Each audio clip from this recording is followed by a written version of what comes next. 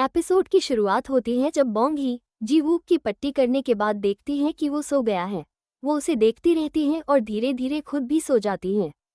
तभी जी वूक की नींद खुल जाती है और वो बॉन्ग ही को सोते हुए देखता है।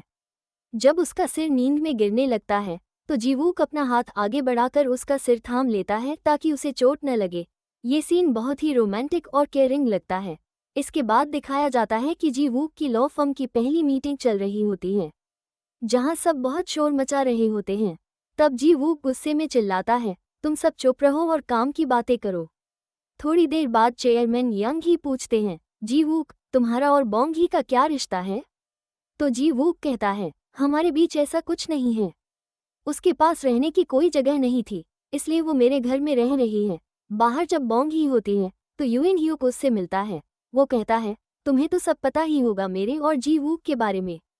फिर अतीत का सीन दिखाया जाता है, जब बॉन्ग ही ने जी वूक से पूछा था कि उसका ब्रेकअप क्यों हुआ था। तब उसने कहा था कि उसने यूइन ह्यूक को अपने बेडरूम में देखा था। वर्तमान में बॉन्ग ही पूछती है, तुम्हें कैसे पता चला? यूइन ह्यूक मुस्कुराकर कहता है, यही मेरी ताकत भी है और कमजोरी भी। कुछ लोग इसी वजह से मुझसे जलते हैं। वो आगे कहता है, मैं तुम्हें थैंक यू बोलना चाहता था, क्योंकि तुम्हारी वजह से ही मैं फिर से जी वूक से बात कर पाया। इसी बीच जी वूक उन्हें साथ में देख लेता है और गुस्से में यूइन ह्यूक पर पानी फेंक देता है। फिर सीन बदलता है और दिखाया जाता है बॉन्ग ही की मम्मी और जी वूक की मम्मी को, जो हमेशा किसी न किसी बात पर झगड़ती रहती हैं। इसके बाद दिखाया जाता है वही फॉरेंसिक वाला लड़का जो कह रहा होता है हर अपराधी को सजा मिलनी ही चाहिए, यही है न्याय। फिर दिखाया जाता है कि जिस जी शेफ का मर्डर हुआ था वहाँ एक औरत आती है, लाश देखकर डर जाती है और फोटो फ्रेम पर लिखा हुआ कुछ मिटाने की कोशिश करती है। वो वहाँ की चीज़ें बिखेरने लगती है ताकि लगे कि चोरी हुई है। इसके बाद पुलिस एक लड़के को पकड़ लेती है, जैसे पहले बॉन्ग ही को मर्डर के इल्ज़ाम में पकड़ा गया था। उसका नाम है ह्यूसू। यू जंग उससे मिलने आती है और कहती है, तुम तो कह रहे हो कि तुम निर्दोष हो, लेकिन सबूत सब तुम्हारे खिलाफ हैं। यहाँ तक कि एक गवाह भी है जिसने कहा है कि तुम उस जगह डिलीवरी देने गए थे। ह्यूसू कुछ नहीं बोलता। यू जंग कहती है, क्या तुम राइट टू रिमेन साइलेंट चुन रहे हो? ह्यूसू जवाब देता है, मुझे पता है आप मुझे गलत ही साबित करेगी। यू जंग कहती है, हाँ ये सही है, तुम कुछ भी बोलो मुझे झूठ ही लगेगा। फिर बॉन्ग ही अपनी मम्मी से मिलने आती है और दोनों अपने अपने बॉस की चुगली कर रही होती हैं। उसी समय जी वूक की मम्मी सब सुन लेती हैं और बोलती है, क्या ये तुम्हारी बेटी है जो वकील है? इसे तो कानून की कोई जानकारी ही नहीं। बॉन्ग ही जवाब देती है, क्या आपको पता है माँ, आजकल हमारा विभाग वर्कप्लेस हैरेसमेंट पर काम कर रहा है। हैरेसमेंट करना, वो भी ऑफिस में, एक बड़ा अपराध है और इसकी सख्त सजा हो सकती है। जी वूक की मम्मी कहती है, क्या तुम ये बात मुझसे कहना चाहती हो? तभी जी वूक का फोन आता है और बॉन्ग ही वहां से चली जाती है। फिर पता चलता है कि जिस ह्यूसू को पकड़ा गया है वो चाहता है कि बॉन्ग ही उसकी वकील बने। बाद में जी वूक कॉल पर बात कर रहा होता है, तभी बॉन्ग ही पूछती है, कुछ हुआ है? जी वूक कहता है, एक जवान लड़की जिसने आज सुबह मेरी माँ का अपमान किया था। बॉन्ग ही मजाक में कहती है, आजकल के जवान लड़कों को अक्ल ही नहीं, वो खुद ही तो थी जिसने ऐसा किया था। फिर वो दोनों ह्यूसू का इंटरव्यू लेने जाते हैं। वहाँ यू जंग मिलती है जो बॉन्ग ही से पूछती है, क्या सच में जी वूक तुम्हें डेट कर रहा है? बॉन्ग ही जवाब देने में हिचकिचाती है। तभी पीछे से जी वूक आकर कहता है, हाँ हम दोनों डेट कर रहे हैं, और दोनों वहाँ से चले जाते हैं। इंटरव्यू में बॉन्ग ही पूछती है, तुमने मुझे क्यों चुना? क्या तुम मुझसे ये सीखना चाहते हो कि जेल से कैसे छूटना है? ह्यूसू कहता है, मुझे लगा था आप मुझ पर भरोसा करेगी, लेकिन मैं गलत था।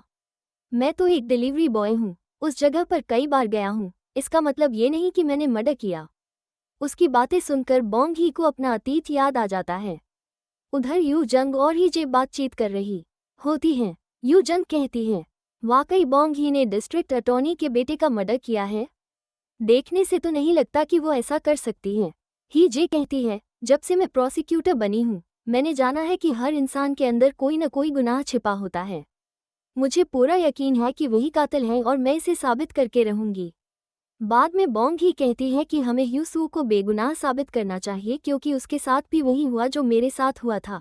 जी वूक कहता है, लेकिन उसके पास कोई सबूत नहीं है, तो हम कैसे कर सकते हैं? और तुम्हें अपने क्लाइंट से इतना इमोशनल नहीं होना चाहिए। बॉन्ग ही कहती है, मैं वकील हूँ, मुझे ऐसा करना ही चाहिए। जी वूक कहता है, इसलिए तो मुझे वकील पसंद नहीं। बॉन्ग ही पलटकर पूछती है, तो फिर तुम वकील क्यों बने? और दोनों के बीच फिर से झगड़ा शुरू हो जाता है। फिर यू जंग यूइन ह्यूक से मिलने आती है और कहती है, तुम दोनों मेरा कॉल क्यों नहीं उठा रहे? क्या तुम दोनों एक टीम बन गए हो?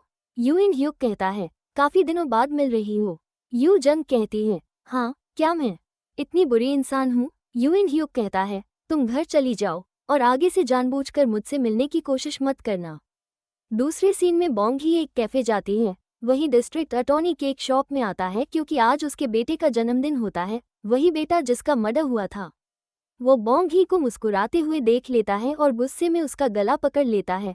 बॉन्ग ही कहती है, मैं निर्दोष हूँ, मैंने कोई मर्डर नहीं किया और मैं ये साबित करके दिखाऊंगी।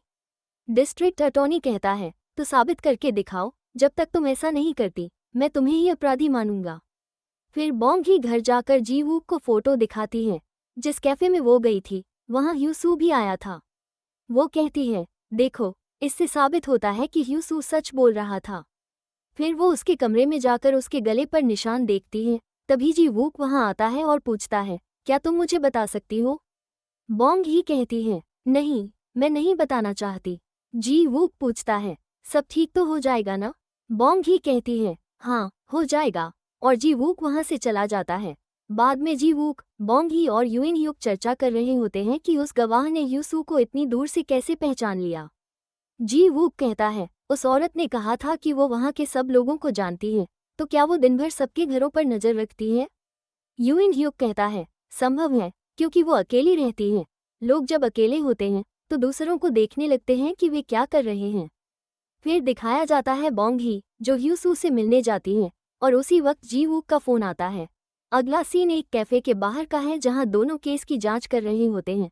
फिर उन्हें याद आता है कि उन्होंने कार कहाँ पार्क की थी। उसी वक्त बारिश शुरू हो जाती है और दोनों भीगते हुए बहुत क्यूट और खुश लगते हैं।